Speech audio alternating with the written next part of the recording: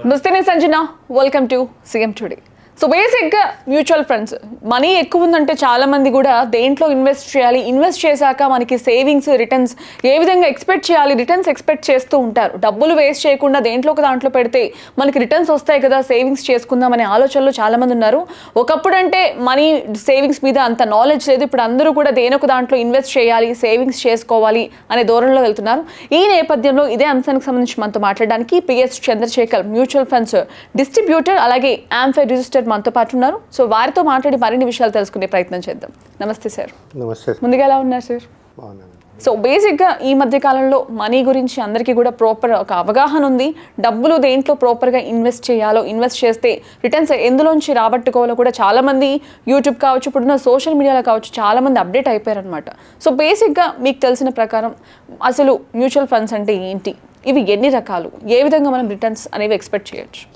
సంజన గారు, ఇప్పుడు ఫస్ట్ మనం మ్యూచువల్ ఫండ్స్ అంటే ఏంటి అనేది తెలుసుకునే ముందు కొంచెం పాస్ట్కి వెళ్దాం మేడం. ఎందుకంటే అక్కడి నుంచి మాట్లాడుకుంటే అసలు ఎలాగా జనాలు ప్రజలు ఇన్వెస్ట్మెంట్స్ అనేది చేయడం లేకపోతే సేవింగ్స్ అనేది చేయడం అనేది తెలిస్తే మనకి దీనికి దానికి డిఫరెన్స్ ఏంటి అనేది క్లియర్గా తెలుస్తుంది ప్రతి ఒక్కరికి. సో ఫస్ట్ మనం మాట్లాడుకునేది ఏంటంటే మేడం, ఒక 10-20 years బ్యాక్ తీసుకోండి, లేకపోతే మన ఫాదర్ జనరేషన్స్ తీసుకోండి. తీసుకునేటప్పుడు మేడం ప్రతి ఒక్కరు ఏం చేసేవారంటే ఎఫ్డీస్ బ్యాంకులో వెళ్ళి ఆర్డీలు వేయడం కానీ ఒక లంసమ్గా ఇన్వెస్ట్ చేసి ఎఫ్డీ వేయడం అనేది చేసేవారు. సో అప్పుడు థాట్ ఏంటంటే ఏదో ఒక సేవింగ్స్ చేస్తే సరిపోతుంది, బాగుంటుందని అనుకునేవారు. సో అప్పుడు ఇంత నాలెడ్జ్ లేదు, ఇన్ఫ్లేషన్ అవన్నీ మనం కన్సిడర్ చేసేవాళ్ళం కాదు. సో కొంతమంది ఏంటంటే ఆ కాలంలో ప్రతి ఒక్కరూ గవర్నమెంట్ జాబ్స్ ఎతికేవారు. రాసి గవర్నమెంట్ జాబ్స్ వస్తే పెన్షన్ అనేది ఉంటుంది కదా, సెక్యూరిటీ ఉంటుంది కదా. సో ప్రతి ఒక్కరు గవర్నమెంట్ జాబ్ తెచ్చుకోరు కాబట్టి ఇన్వెస్ట్మెంట్స్ అనేది లేకపోతే సేవింగ్స్ అనేది చేయాలి. సో వీళ్ళంతా ఏం చేసేవారంటే బ్యాంక్కి వెళ్ళి ఎఫ్డీలు, ఆర్డీలు లేకపోతే పోస్ట్ ఆఫీస్లో వేసుకునేవారు. ఒకప్పుడు పోస్ట్ ఆఫీస్ ఇన్వెస్ట్మెంట్స్లో కూడా మనం ఇన్వెస్ట్ చేసేటప్పుడు 7 yearsకి డబుల్ అయ్యే ప్లాన్స్ వచ్చాయి. బాగా సక్సెస్ అయింది అది యాక్చువల్గా. సో దాని తర్వాత క్రమబద్ధంగా ఈ ట్రేడింగ్, డీమ్యాట్ అకౌంట్ ఓపెన్ చేసి ట్రేడింగ్ అనేది, తర్వాత మ్యూచువల్ ఫండ్స్ అనేది వచ్చాయి మార్కెట్లో.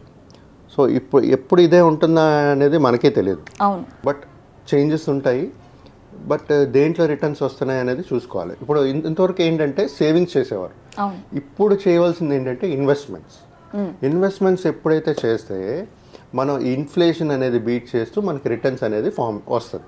సో ఫ్యూచర్ ఇన్ఫ్లేషన్ కన్సిడర్ చేస్తూ మనం క్యాల్కులేషన్ చేసుకుని ఒక గోల్ సెట్ చేసుకుంటూ ఇన్వెస్ట్ చేయాలి మ్యూచువల్ ఫండ్స్లో.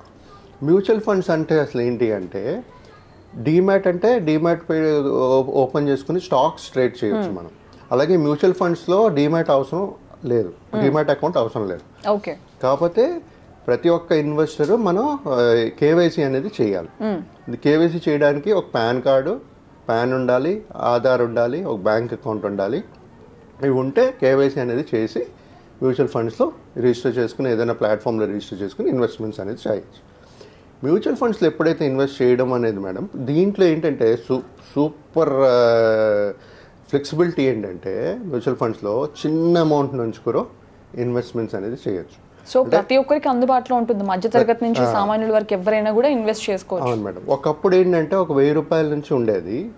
ఇప్పుడు అంటే రూరల్ ఏరియాలో ఎవరైతే తక్కువ సంపాదిస్తున్నారో వాళ్ళు కూడా ఇన్వెస్ట్ చేయాలి, ఒక వెల్త్ క్రియేట్ చేయాలి, వాళ్ళకి అవేర్నెస్ నాలెడ్జ్ ఇవ్వాలని చెప్పి గవర్నమెంట్ ఏఎంసీస్ చిన్న ఎస్ఐపిస్ కూడా స్టార్ట్ చేస్తుంది.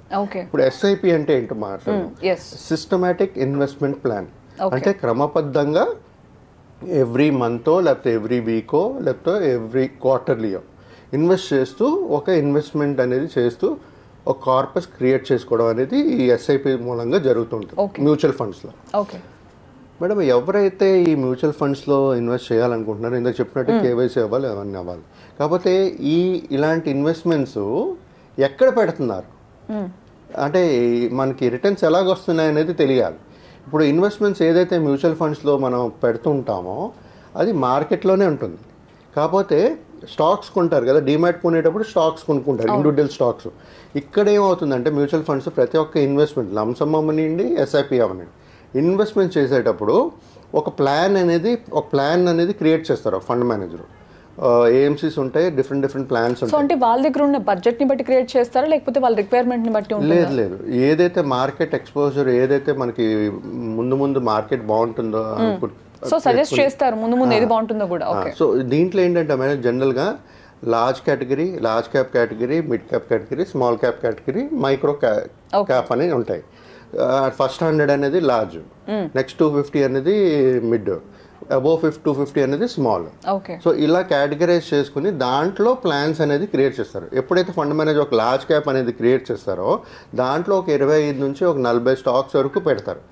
మళ్ళీ అదే స్టాక్స్, కాకపోతే ఇక్కడ ఉండేది ఏంటంటే 26 నుంచి 40-50 స్టాక్స్ ఒకే ప్లాన్లో ఉంటాయి. సో మీరు పెట్టిన పెట్టుబడి ఒక 1000 రూపాయలు అయినా సరే ఈ 25-30 స్టాక్స్లో పెడతారు, ఎంత కొంత, రైట్. సో అదే మీరు ఒక స్టాక్ కొనుక్కోవాలనుకోండి, ఇప్పుడు రిలయన్స్ కానీ లేదా పెద్ద స్టాక్స్ కొనుక్కోవాలనుకోండి, 1000 రూపాయలతో మీరు ఒక స్టాక్ ఒక్క క్వాంటిటీ కూడా కొనలేరు మీరు. సో కానీ ఇక్కడ మ్యూచువల్ ఫండ్స్లో మీరు అన్ని కొనగలుస్తారు, రైట్. సో ఈ విధంగా ఎప్పుడైతే మనం 26 నుంచి 30-40 స్టాక్స్ కొంటున్నామో ఒక ప్లాన్లో మనకి డైవర్సిఫికేషన్ అనేది అవుతుంటుంది. సో ఎప్పుడే లాభం, రిస్క్ అనేది తగ్గించుకోగలుస్తుంది దీనివల్ల. సో ఎవరైతే సమయం ఉందో లాంగ్ టర్మ్ అంటే 10, 15, 20 ఇయర్స్ నాకు ఈ డబ్బులు అవసరం లేదు, నా ఫ్యూచర్, మా పిల్లల ఫ్యూచర్కి నా రిటైర్మెంట్ కావాలనుకున్న వాళ్ళు ఇలాంటి మ్యూచువల్ ఫండ్స్లో ఇన్వెస్ట్ చేయొచ్చు. సో బేసిక్గా వాళ్ళకే ప్రాఫిట్ ఉంటుంది, ఎందుకంటే ఏదైనా కూడా లాంగ్ టర్మ్ తీసుకుంటేనే మనకి ఎక్కువ ప్రాఫిట్ వచ్చే ఛాన్సెస్ ఉన్నాయి. సో తక్కువ టైం పెట్టుకుంటారు పీరియడ్, లైక్ 5 years అనుకోవచ్చు, 10 years, వాళ్ళకేం ప్రాఫిట్ ఉండదు. అంటే లైక్ లాంగ్ బ్యాక్ పెట్టుకున్న వాళ్ళతో కంపేర్ చేస్తే వీళ్ళకి తక్కువ ప్రాఫిట్ ఉంటుంది. ఇప్పుడు మ్యూచువల్ ఫండ్స్లో ఎప్పుడు madam subjected to market risk. ఇప్పుడు మీకు లాస్ట్ 5 years తీసుకున్న రిటర్న్స్ నెక్స్ట్ 5 years రిటర్న్స్ వస్తాయనేది లేదు, గ్యారంటీడ్ లేదు. సో మన ఆన్ యావరేజ్ చూసుకుంటే క్యాల్కులేషన్ కూడా ఎలా చేసుకోవాలంటే మన ఇన్ఫ్లేషన్ ప్లస్ రియల్ జీడిపి 6.4 అంటే టోటల్ రెండు కలుపుకుంటే 6 లేకపోతే 5.4, 6.4 అనుకున్నా ఒక 11-12% తీసుకుని మన గోల్ అనేది సెట్ చేసుకోవాలి.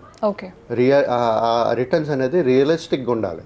ఎందుకంటే ఇప్పుడు లాస్ట్ 1, 2, 3 years 5 years రిటర్న్స్ 20, 30, 40% వచ్చాయి, కానీ అలాగే వస్తాయని మనం ప్లాన్ చేసుకోలేం.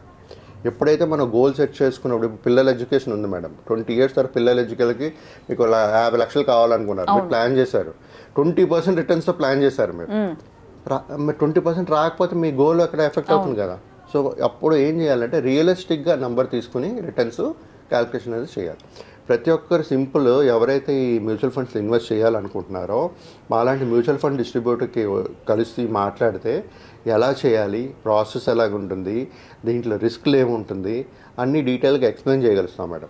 ప్రతి ఒక్కరికి అర్థం చేసుకోవాల్సింది ఇన్వెస్ట్మెంట్ చేసేటప్పుడు బేసిక్గా డబ్బులు ఉన్నాయని ఇన్వెస్ట్ చేసేస్తూ ఉంటారు, తర్వాత నష్టపోయామని చాలా మంది ఫీల్ అవుతారు. ఎందుకంటే ప్రాపర్గా ఒక పర్సన్ని కన్సల్ట్ అవ్వరు, ఎక్కడ ఇన్వెస్ట్ చేయాలి, దేంట్లో ఇన్వెస్ట్ చేస్తే మనకి రిటర్న్స్ వస్తాయి, మనం ఎక్కువ ప్రాఫిట్ ఎక్స్పెక్ట్ చేయొచ్చని ఎవరిని కన్సల్ట్ చేయకుండా చాలా మంది ఎవరో ఒకరు చెప్పారని చెప్పేసి డైవర్ట్ అయిపోతూ ఉంటారు. సో అటువంటి వారికి ఏం చెప్తారు మరి? ఇప్పుడు వాళ్ళు అలా చేస్తుంటారు మేడం. చేసిన తర్వాత ఏం చేస్తారంటే వాళ్ళకి లాంగ్ టర్మ్ అనేది తెలియదు.